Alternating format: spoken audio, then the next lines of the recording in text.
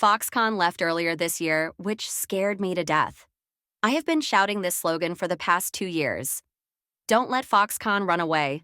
As a result, many little pinks came to scold me. They said, just let them run away. We have Huawei and we are ahead of the curve. Well, after Foxconn ran away, Henan's GDP collapsed in the first quarter of this year. Hundreds of thousands of workers lost jobs. Where did Foxconn and Henan move to? It moved to Bangalore, India. Recently, the American technology media outlet Rest of World quoted 5 sources familiar with Foxconn's India business. They reported that in recent weeks, Foxconn had told mainland Chinese employees to cancel their trips to India, even if they had obtained visas and air tickets. Employees already working in India were asked to return to China. A Foxconn employee said this instruction was given verbally, and specialized manufacturing equipment required for Foxconn's Indian factory was detained in China. Sources stated that Chinese authorities are the main reason for suspending worker deployments and equipment exports. Foxconn operates factories in Tamil Nadu and Karnataka, India, employing about 50,000 Indian workers, though production and management heavily rely on Chinese workers and equipment. The suspension of equipment and manpower shipments hinders Apple's and Foxconn's plans to develop next-generation iPhones in India. India currently lacks the technology to produce some required devices, further complicating the situation. This highlights Apple's challenges as it attempts to shift production away from mainland China amid escalating China-US tensions. Neither Apple nor Foxconn has commented, and neither the Chinese nor Indian government has responded. The news led Foxconn's parent company, Henan, to experience a stock price drop of 10 yuan on January 13th, marking a 5.5% decrease. The trading volume soared to a 5-month high, while Foxconn considered sending more Taiwanese workers to replace mainland Chinese workers. To mitigate potential production disruptions, Foxconn has increased semi-finished iPhone production in China for final assembly in India. Kyle Chan, a Princeton University researcher, noted that the Chinese government is likely wary of manufacturing relocation, especially to India, a geopolitical rival and democratic alternative to China. Border disputes have kept China-India relations tense, further complicating Foxconn's relocation. Harsh V. Pant from the Observer Research Foundation added that economic competition between the two nations is growing, with European and American companies increasingly viewing India as an alternative to China for reorganizing supply chains. Since 2019, Foxconn has operated a factory in Tamil Nadu, producing older iPhone models. During the pandemic, China's dynamic zero policy accelerated Apple's production shift to India. By 2023, Apple began producing the iPhone 15 and iPhone 15 Plus in India, achieving near synchronization with Chinese production timelines. High-end iPhone models, such as the iPhone 16 Pro series, reflect Apple's growing focus on India's market and supply chain. Morgan Stanley estimates that Apple's revenue from India grew 42% in 2023, reaching $8.7 billion, with iPhone shipments increasing 39% to 9.2 million units. India has become Apple's 5th largest mobile phone market. Henan chairman Liu Yangwei revealed that by 2024, Foxconn will have invested over $1.4 billion in India, with business there exceeding $10 billion. Foxconn's Tamil Nadu factory employs 40,000 workers and is currently producing iPhone 16 Pro models alongside other latest releases. A Bloomberg report highlighted that by March 2024, Apple would assemble $14 billion worth of iPhones in India using Foxconn, Pegatron, and Tata Group factories. About 14% of total iPhone production capacity is in India. Other forecast data show that Apple plans to increase the proportion of iPhones produced in India from the current 14% to 25%. Last year, the mainland made a big fuss about it. The yield rate of iPhones produced in India was less than 50%. Foxconn couldn't survive there and returned to China, back to Zhengzhou. But what did it bring back? Just 3 melons and 2 dates. Those who invested in India did not return. They stayed in India. So, don't just rely on what the news says. Why was India's production yield rate less than 50%? For many things, you just need to look at the final result. In the end, production stayed in India. Capital and equity expert and Peking University Boya visiting Professor Liu En said at the time that Foxconn founder Terry Gou once remarked, "I give food to mainlanders." This made many mainland Chinese feel uncomfortable. But today, looking at the actual situation, he wasn't wrong. Once Foxconn is established in a location, it feeds people, definitely not just the workers we see at Foxconn. Wherever Foxconn withdraws, it leaves behind economic depression, with no exceptions. After Foxconn left, surrounding industries collapsed. The dormitories that housed Foxconn employees are now empty. How many rooms? How many windows are there? Can you see clearly? Can you count them?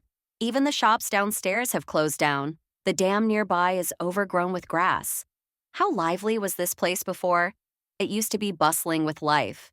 Street vendors, food stalls, people from all walks of life gathered here. Now it's truly deserted. When people leave, the tea grows cold. The Foxconn Technology Group Longhua Recruitment Center stands lonely. The square is empty, symbolizing an economic recession. Foxconn once operated on weekends with many people working. Now, no one can be seen. The economy has become so depressed. At its peak, the Longhua factory employed over 420,000 people, consuming thousands of pigs every day. It was Foxconn's first factory in mainland China, but as Foxconn aligns with the U.S.'s desinicization strategy, fewer than 100,000 employees remain. In November last year, a netizen working at Foxconn in Longhua, Shenzhen, revealed that recruitment had stopped for months. What does Foxconn actually represent? It represents employment. Foxconn is a company uniquely suited to China's labor force. Liu Wen explained that for ordinary Chinese people, getting into companies like Sinopec, China Tobacco, or Huawei is nearly impossible. The thresholds are too high, but Foxconn meets the real employment needs of people without high education levels. Such enterprises significantly help China's employment situation. Without Foxconn, millions of low-income workers lose their jobs. Some regions lose their god of wealth. Take the abandoned Foxconn factory in Guizhou, which once employed 30,000 people and generated an annual output value of 50 billion yuan. Now tens of thousands of jobs are gone, forcing many to leave their homes to make a living. Billions of yuan in tax revenue are lost.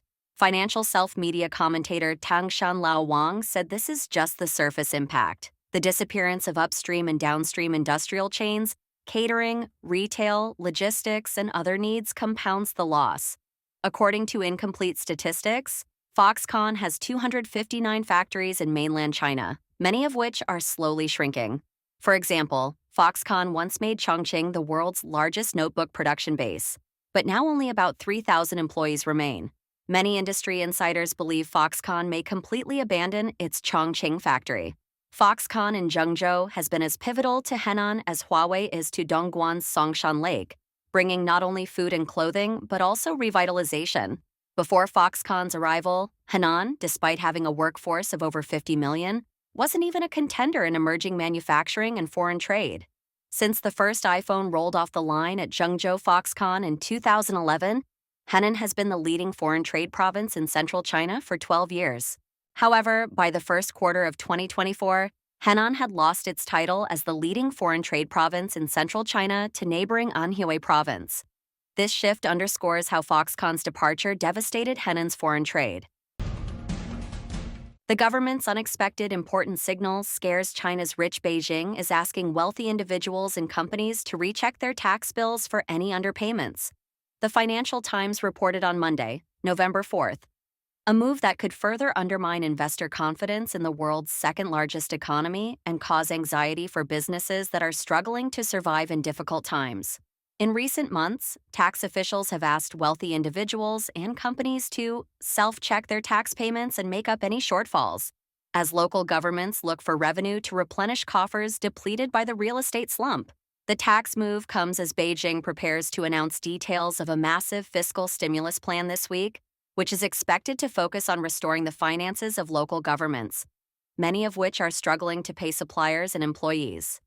Economists are pinning their hopes on the stimulus package, the next phase of a plan launched in September to help restore confidence among households and investors after 2 years of deflationary pressure from the real estate crisis. Beijing's move comes as China's third-quarter economic growth fell short of its official target of 5% this year. A China-based tax partner said the tax requirements have sparked uneasiness and even fear among wealthy Chinese in cities such as Beijing, Shanghai, and Shenzhen. When asked to conduct self-examinations, some of them simply didn't know what to declare. Many also hadn't realized before that their overseas personal income would be taxed in China, the partner said. Companies that found no problems during self-examinations have been asked to submit certificates with official seals and keep evidence for inspection, according to a notice from one city seen by the Financial Times. Authorities have also asked individuals to start paying back taxes, including from their overseas investment earnings, in some cases invoking a rarely used 2019 legal provision, people familiar with the matter said. One lawyer said his wealthy Chinese clients were able to negotiate with tax officials, suggesting they had some wiggle room on potential tax liabilities. The central and local government's revenue-raising measures, which also include a sharp increase in fines and penalties for the private sector, come as China's property market has slowed for 3 years. The slowdown has hit local government finances and dented confidence among households and investors. Revenue from land sales, one of the government's main sources of revenue, fell nearly 25% in the first 9 months of this year compared to the same period last year. National tax revenue fell 5.3% over the same period. China's total fiscal revenue fell 2.2% year-on-year to about 16.3 trillion yuan, $2.3 trillion in the January-September period, official data showed. Local governments clearly don't have the money, said an executive at a mid-sized manufacturing company in Suzhou, one of China's industrial hubs near Shanghai. The executive added that local governments often impose heavy fines on companies in his area. China's fiscal deficit has reached a critical point, said Gary Yang, senior economist at French bank Natixis. There is more urgency to find other sources of revenue. Taxing the rich and some companies has less direct economic impact on most residents. Sheng Li, co-head of Asia Pacific at the Alternative Investment Management Association, a hedge fund industry group, said China's push for strict taxation was pragmatic and necessary given the current economic winds. On the other hand, if the crackdown is expanded, it could shake the confidence of companies and investors. He added, Chinese listed companies have made a slew of announcements about their tax bills in recent months. In addition to requiring self-inspections, local governments are also imposing fines on companies to make up for the decline in land transfer revenue, the Financial Times said. Last year, fines and confiscation revenues surged in 7 of 16 provinces, with Chongqing in the west and the capital Beijing increasing by 22.4% and 21.9% respectively, according to Chinese media Yikai Global. Many local governments have stopped publishing fine revenues due to the abnormal growth in recent months, according to local media reports.